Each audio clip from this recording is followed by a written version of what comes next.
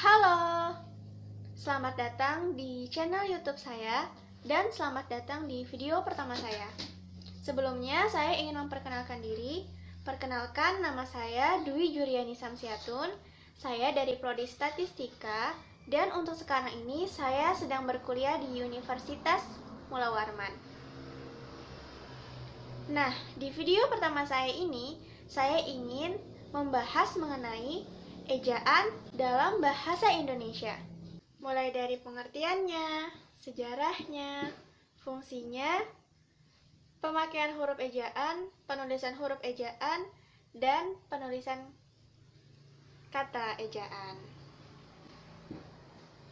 Nah, sebelum saya melanjutkan pembahasan, saya pengen nanya nih sama teman-teman yang nonton. Ini tahu nggak sih pengertian ejaan itu apa? Jadi saya kasih tahu aja ya. Nah, ejaan itu merupakan peraturan yang melambangkan bunyi ujaran. Penulisan kata meliputi pemisahan dan penggabungan kata.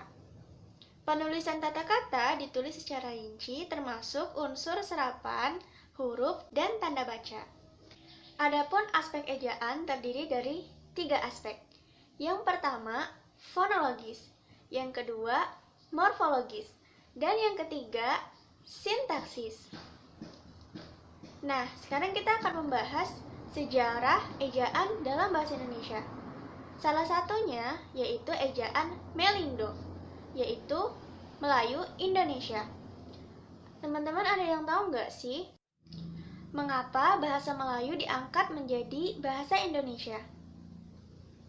Jadi, bahasa Melayu itu diangkat menjadi bahasa Indonesia ada beberapa faktor nih. Faktor yang pertama, bahasa Melayu itu sudah merupakan lingua franca di Indonesia, yaitu sebagai bahasa perhubungan dan perdagangan. Yang kedua, sistem bahasa Melayu ini sederhana, sehingga mudah dipelajari dan tidak dikenal tingkatan bahasa seperti yang ada dalam bahasa Jawa, bahasa Bugis Makassar, bahasa Sunda, dan bahasa-bahasa lainnya. Yang ketiga, suku Jawa, suku Sunda, dan suku-suku lain dengan sukarela menerima bahasa Melayu menjadi bahasa Indonesia sebagai bahasa nasional. Dan yang keempat, bahasa Melayu mempunyai kesanggupan untuk dipakai sebagai bahasa kebudayaan dalam arti yang luas. Adapun fungsi bahasa secara khusus, yang pertama sebagai landasan pembakuan tata bahasa. Yang kedua sebagai landasan pembakuan kosakata dan peristilahan. Ketiga, sebagai alat penyaring dari masuknya unsur-unsur bahasa lain, baik secara kosakata maupun istilah ke dalam bahasa Indonesia. Selanjutnya, saya akan membahas mengenai pemakaian huruf ejaan. Nah, pemakaian huruf ejaan ini terdiri dari abjad, vokal, konsonan, dan diftong. Untuk abjad sendiri dilambangkan dengan huruf A, B, C, D, sampai Z. Untuk huruf vokal dilambangkan dengan huruf A, I, U, E, O. Untuk huruf konsonan merupakan gabungan dari huruf konsonan yang dilambangkan dengan huruf KH, NG, NY, dan SY.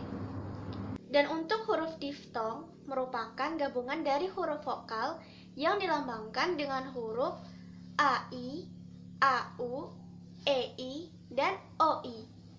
Semua pemakaian huruf ini dapat dipakai di awal kata, di tengah kata, ataupun di akhir kata. Selanjutnya, saya akan membahas mengenai penulisan huruf ejaan. Penulisan huruf ejaan ini dapat menggunakan huruf kapital, huruf miring, dan huruf tebal.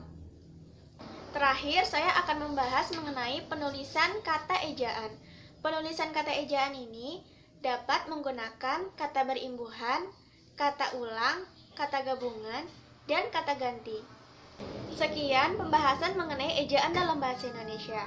Semoga teman-teman yang menonton dapat mengetahui dan mengerti mengenai ejaan dalam bahasa Indonesia ya.